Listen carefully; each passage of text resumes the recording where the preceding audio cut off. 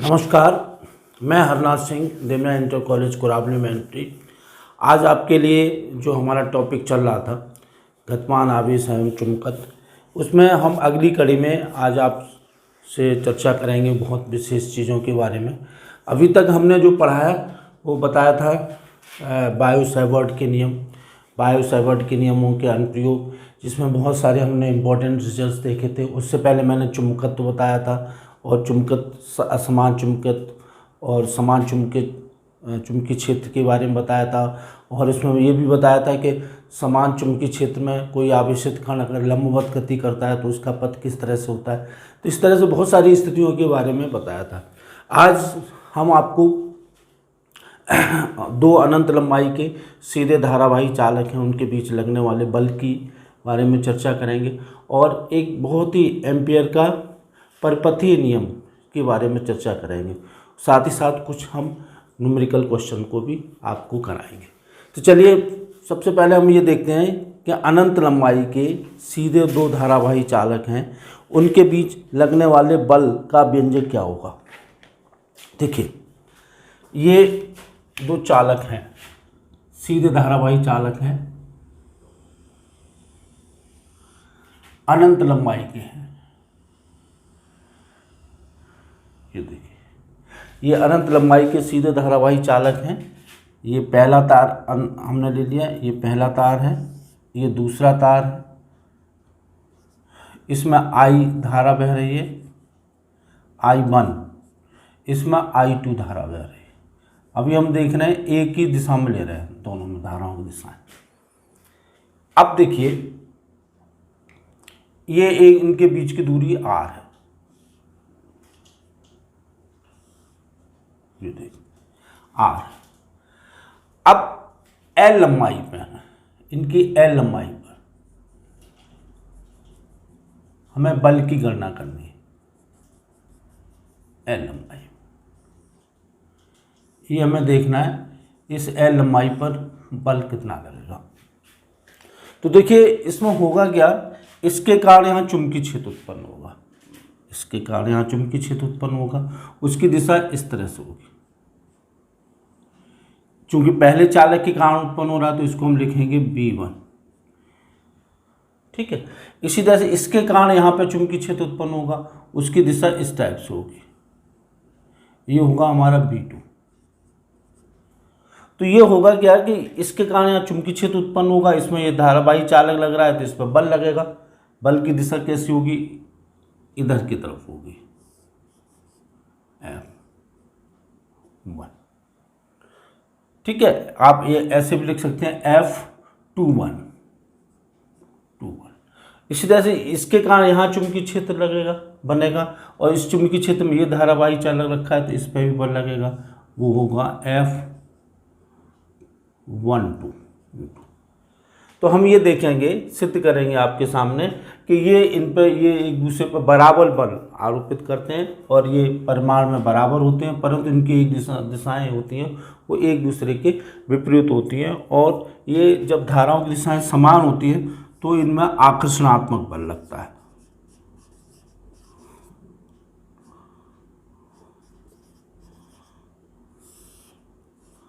बल लगता। अब देखो, अब सबसे पहले हम क्या करेंगे, पहले चालक, आपको चित्र में तो क्लियर है। तो दो धारावाही चालक हैं जिनमें धारा दो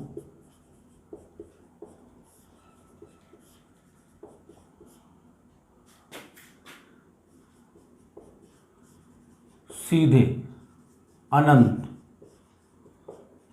लंबाई के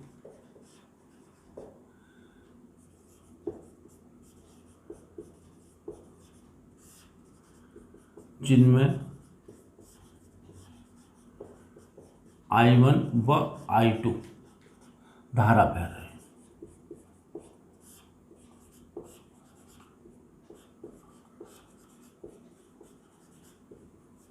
I1 व I2 धारा बह रही है। अब देखिए, पहले चालक के कारण R दूरी पर उत्पन्न चुंबकीय क्षेत्र, ये R दूरी है, पहले चालक के कारण R दूरी पर उत्पन्न चुंबकीय क्षेत्र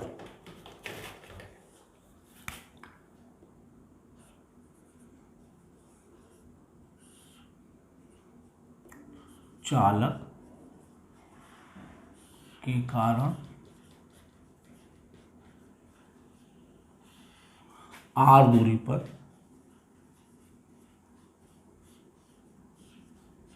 उत्पन्न चुंबकीय क्षेत्र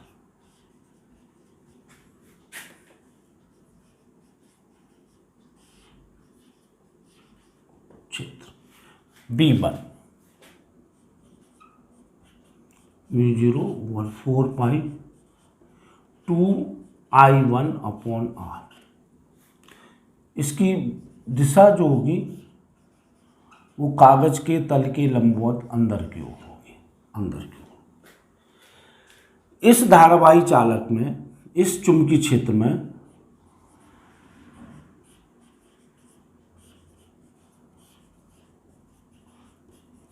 में स्थित अनंत लंबाई स्थित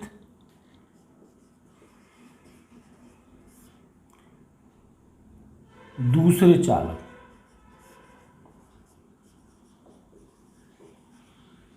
पर लगने वाला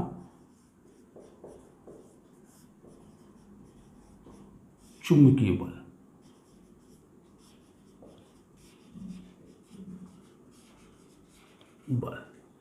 ये चुंबकीय बल कितना होगा?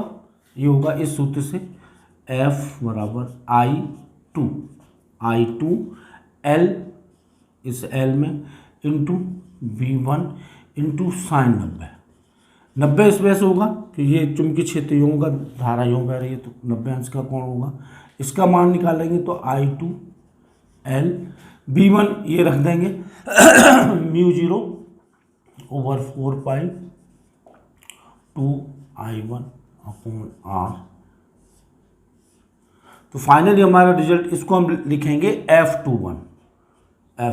तो F21 जो निकल के आया वो आया μ0/4 2I1I2/r इंटू L न्यूटन।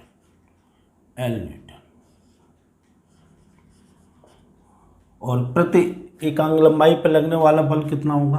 वो होगा F21/L बराबर μ0/4 2I1I2/r। ये हमारे रिजल्ट्स निकल के आए। इसका मात्रक होगा न्यूटन प्रति मीटर। अब हम इसको दूसरी तरह से देखते हैं। दूसरी तरह से ये देखते हैं कि अब दूसरे चालक के कारण उत्पन्न चुंबकीय क्षेत्र कितना होगा? दूसरे चालक के कारण दूसरे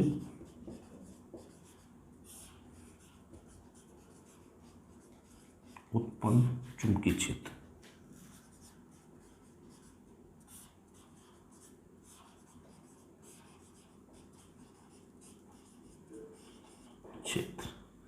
ये होगा, हम ले लेते हैं V2 μ0/4 2I2/r। इसकी दिशा होगी ऊपर की ओर, ये ऊपर की ओर। इस चुंबकीय क्षेत्र में पहला चालक रखा हुआ है। इस चुंबकीय क्षेत्र में पहला चालक रखा है।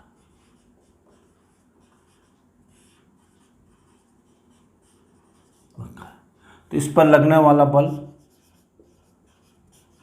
इस पर बल F, इसको हम लिखेंगे F12 I1 L V2 sign 90 I1 L V2 हो जाएगा μ0/4 2I2/r। तो ये देखेंगे आपको F12 उतना ही निकल के आ रहा है जितना कि पहले 4 2I1I2/r इंटू L। देखिए, इस रिजल्ट को देखिए और इस रिजल्ट को देखिए, दोनों बल परिमाण में कैसे हैं, बराबर हैं, और दिशाओं में कैसे विपरीत हैं। और वही F12 अपॉन L जो होगा वो μ0/4 2I1 I2 अपॉन R, ये प्रति एकांक पर लगने वाला बल होगा। तो इसमें हमने क्या निष्कर्ष देखा कि अगर दोनों में धारा समान बह रही है तो इनमें जो बल होगा वो आकर्षणात्मक होगा और एक दूसरे पे ये बराबर बल आरोपित करेंगे। तो इनके परिमाण तो बराबर होंगे,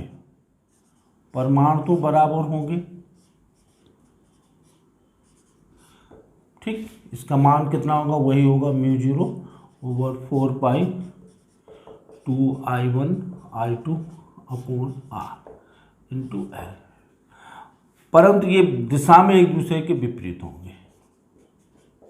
F21 दिशा में एक दूसरे के विपरीत होंगे। तो इस तरह से ये, अब बात आती है अगर इनमें धारा विपरीत दिशा में बह रही होती तो इनमें प्रतिकर्षण होगा। व्यंजक यही होगा, अगर धारा एक दूसरे की विपरीत दिशा में बह रही, इस तरह से बह रही है, इस तरह से, इसमें ऊपर की तरफ, इसमें नीचे की तरफ, तो क्या हुआ, इसके कारण यहाँ चुंबकीय क्षेत्र नीचे की तरफ होगा और इसके कारण यहाँ पे चुंबकीय क्षेत्र भी नीचे की तरफ होगा और इनमें प्रतिकर्षण बल लगेगा, प्रतिकर्षण बल। बड़ा विरोधाभास है, जब धाराओं की दिशाएं विपरीत होती हैं तो प्रतिकर्षण बल लगता है और जब धाराओं की दिशाएं समान होती हैं तो इनमें आकर्षण बल लगता है। तो ये हमने आपके सामने अच्छा व्यंजक निकाल के दिखाया। अब देखिए इस पर आधारित एक दो क्वेश्चंस कर लेते हैं। क्वेश्चन ये है, दो समानांतर तारों के बीच की दूरी 30 सेंटीमीटर है, इसी चीज पर आधारित है।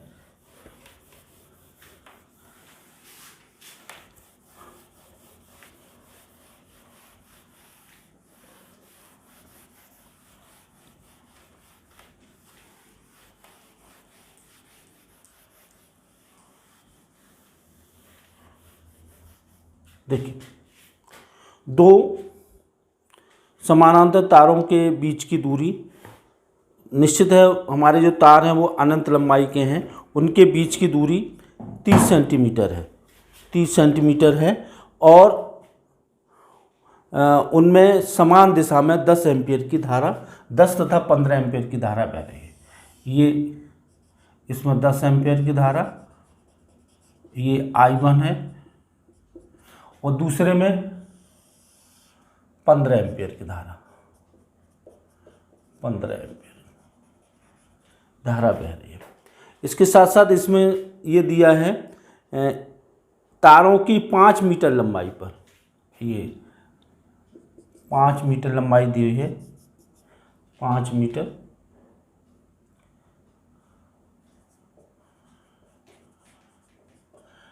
लंबाई पर, 5 मीटर की लंबाई पर लगने वाले बल की गणना करिए और ये बल किस प्रकार का होगा। देखिए धारा की दिशा समान है तो ये आकर्षण बल होगा, आकर्षण बल होगा। पहले तो बात ये पता चल गई और सीधा से सूत्र लगा देंगे, F बराबर μ0/4 2I1 I2 upon R into L।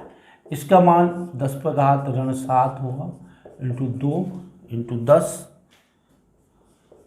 Into 15 upon R का मान होगा, R ये 30 सेंटीमीटर दे रखा था, 30 सेंटीमीटर, तो ये होगा 30 × 10⁻2 इंटू 5। तो देखिए 2 15 ये कैंसिल हो गया और ये बचा 5 × 10⁻7 धन 1 धन 2, तो ये हो गया 5 × 10⁻4 न्यूटन। बहुत सरल सा क्वेश्चन था जिसको हमने अभी किया। एक क्वेश्चन और देख लेते हैं। दो समानांतर तारों जिनकी पारस्परिक दूरी 0.06 मीटर है, दो तार हैं समानांतर जिनके बीच की दूरी है, समान धारा एक ही दिशा में बह रही है, दोनों के मध्य प्रति मीटर लंबाई पर लगने वाला बल इतना है, तो किसी भी एक तार में बहने वाली धारा का मान ज्ञात करिए। दोनों में धारा समान बह रही है, ये देखिए।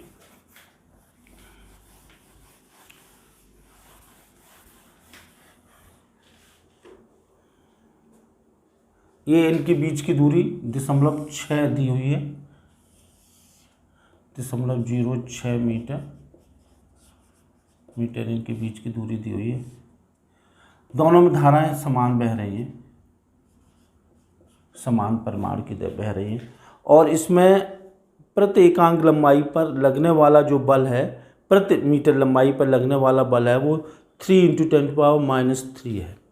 F/L दिया हुआ है 3 × 10⁻³ न्यूटन प्रति मीटर। तो प्रत्येक में बहने वाली धारा का मान ज्ञात करना है। तो देखिए सीधा सा है, F/L = μ0/4π 2I1I2/R। ये मान दिया हुआ है 3 ×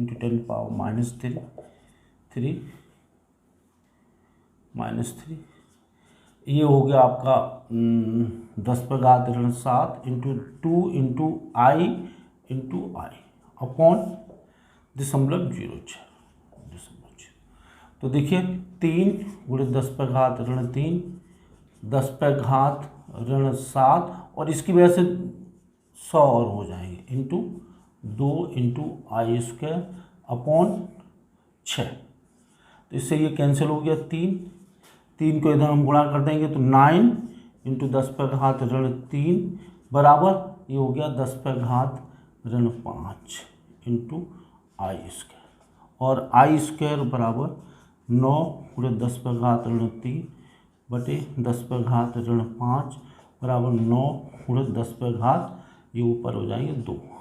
तो I बराबर 30 एम्पियर निकल के आएगा, क्योंकि ये हो जाएगा 900, तो इसका हम वर्गमूल लेंगे तो I बराबर 30 एम्पियर धारा निकल के आई। ये भी अच्छा सवाल था। अब देखिए हम अगले टॉपिक पे आते हैं। अगला टॉपिक है जो हमें बहुत ही इम्पोर्टेंट है और वो है एम्पियर का परिपथीय नियम। देखिए एम्पियर का परिपथीय नियम ठीक उसी तरह से है जैसे कि हमने स्थिर वैद्युत में गॉस का नियम पढ़ा था। देखिए गॉस का नियम जो था वो संबंधित था क्षेत्रफल से, क्योंकि उसमें हम निकालते थे चुंबकीय फ्लक्स और ये कहते थे किसी क्षेत्रफल से बद्ध चुंबकीय फ्लक्स जो होगा वो उसके अंदर उपस्थित आवेश होगा उसका 1/ε0 गुना होगा।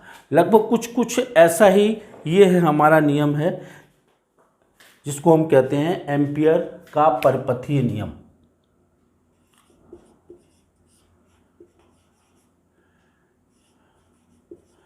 का परिपथीय नियम, एम्पियर का परिपथीय नियम।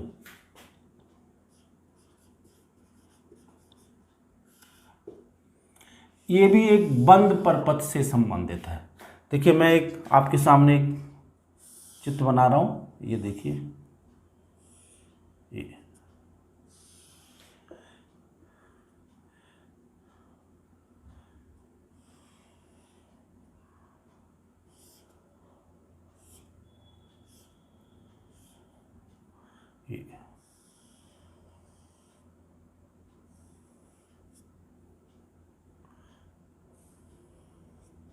इसमें धारा बह रही है I और ये दूरी है R।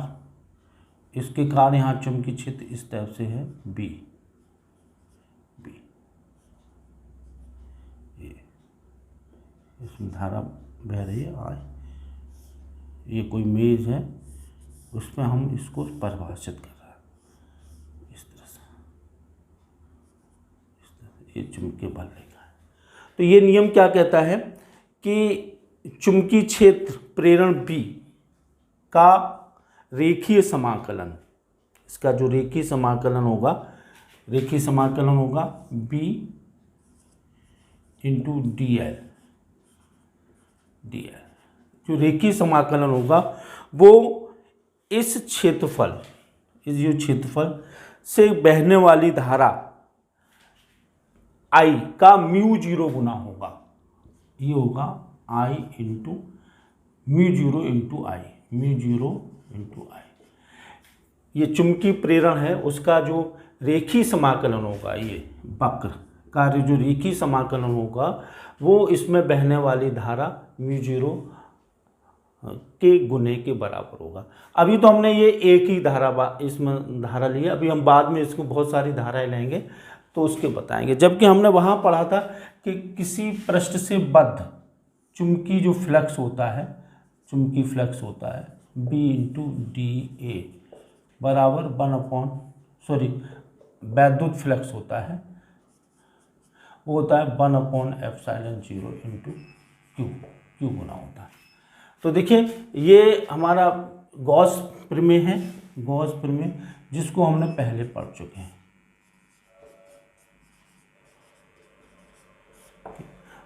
इसके बारे में हमें पढ़ना है। तो सबसे पहले बात आती है ये निगमन कैसे होगा, इसका कैसे, ये रिजल्ट कैसे आया निगमन। देखिए निगमन हम कैसे निकालेंगे, हमें पता है कोई चालक है अनंत लंबाई का है और इसके कारण यहाँ पर चुंबकीय क्षेत्र हमें पता है, इस दूरी पर वो चुंबकीय क्षेत्र कितना है वो हम निकाल लेंगे। इसमें I धारा बह रही है, तो बिंदु P पर चुंबकीय क्षेत्र, बिंदु P पर जो चुंबकीय क्षेत्र होगा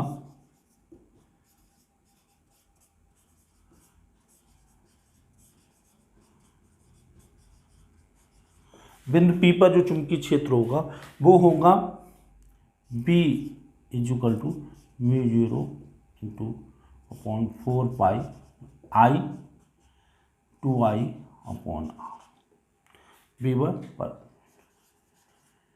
प्रति मीटर। अब इस जो परपथ है ये इसके इसमें हमने एक स्मॉल एलिमेंट लिया dl, इसके अक्रॉस हमने क्या किया, इसका लाइन इंटीग्रल लिया, रेखीय समाकलन। तो रेखीय समाकलन क्या होगा,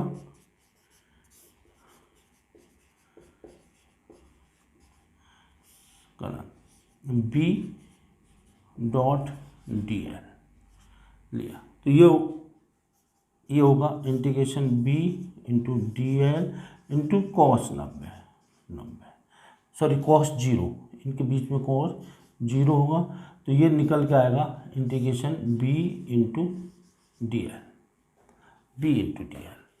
अब चूंकि b कांस्टेंट है तो b को हम बाहर निकाल लेंगे, तो b बाहर आ जाएगा इंटीग्रेशन डी एल। b का मान कितना है, म्यू जीरो ओवर 4 पाई 2I upon R into integration D L. अब देखिए इसका मान कितना निकल के आएगा, इसका मान निकल के आएगा mu zero over 4 pi into 2I upon R और इंटू ये आ जाएगा 2 पाई R, इसका समाकलन। तो देखेंगे आप 2 से 2 4, पाई से पाई और R से R, तो यहाँ क्या बचेगा म्यू जीरो आई। तो इस तरह से हमने क्या सिद्ध कर लिया, सिद्ध ये कर लिया कि B इंटू डी एल समाकलन बराबर म्यू जीरो आई। यही हमारा परपति नियम है। अब देखिए, अब हम ये केस लेते हैं कि अगर बहुत से वो हों, कोई ऐसा है जिसमें बहुत सारी धाराएं बह रही हैं, तो हमारा सूत्र क्या होगा, इस तरह की स्थिति होगी तब क्या सूत्र होगा। देखिए इस तरह की,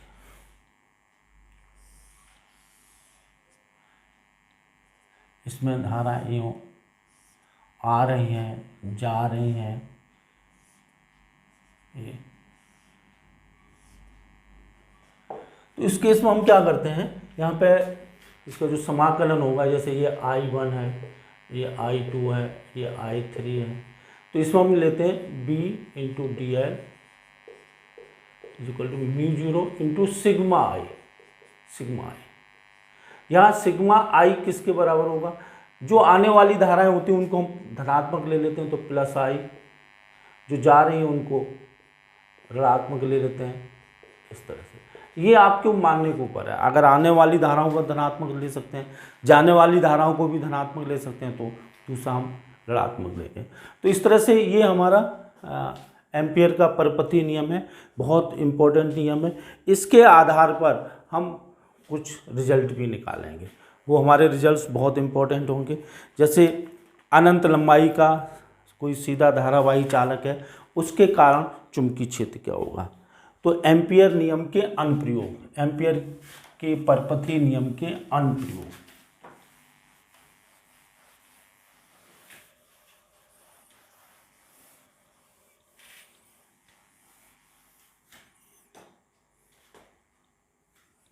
अनुप्रयोग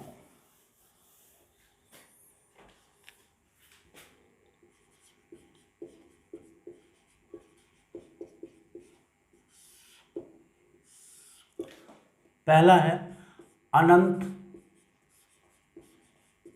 लंबाई के सीधे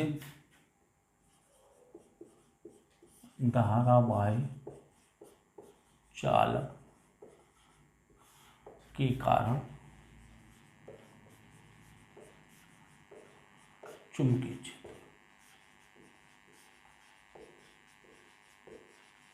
देखिए, हमने जब गॉस उससे बायो-सैवर्ट के नियम से निकाला था, तो ये जो डेरिवेशन निकला था वो काफ़ी टिपिकल था, बहुत था। देखिए यहाँ पे आप देखेंगे बहुत सरल होगा। ये धारा आई बह रही है और हमें यहाँ पे चुंबकीय क्षेत्र निकालना। तो यहाँ पे क्या करते हैं, एक हम काल्पनिक वक्र लेते हैं आर त्रिज्या का, और यहाँ पे हम चुंबकीय क्षेत्र बी मान लेते हैं, बी। तो देखिए एम्पियर प्रमेय से, एम्पियर नियम से क्या होगा, B इंटू डी एल बराबर म्यू जीरो इंटू आई। तो ये B into D L cos zero zero equal to mu zero I, और इसमें क्या होगा, B बाहर आ जाएगा, D L equal to mu zero I, और B इंटू ये इसका जो समाकलन होगा वो होगा 2 pi R equal to mu zero I, और B equal to mu zero over 4 pi 2 I over, sorry यहाँ पे 2 होगा और यहाँ पे खाली आई होगा, आई म्यू जीरो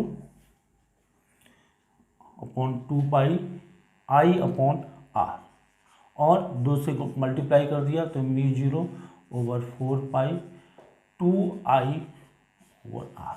वही रिजल्ट निकल के आया जो हमने पहले निकाला था। तो देखिए इससे बहुत इम्पोर्टेंट चीज़ निकल के आई, ये हमने एम्पियर के नियम से भी निकाल लिया। अब इसमें देखिए हमें होमवर्क ये है कि आपको एम्पियर नियम और जो हमारा गॉस प्रमेय है उसमें क्या क्या समानता है और क्या क्या भिन्नता है, ये चीज़ें हमें आपको बतानी होगी। मैं समझता हूँ ये आपको लेक्चर समझ में आया होगा। धन्यवाद।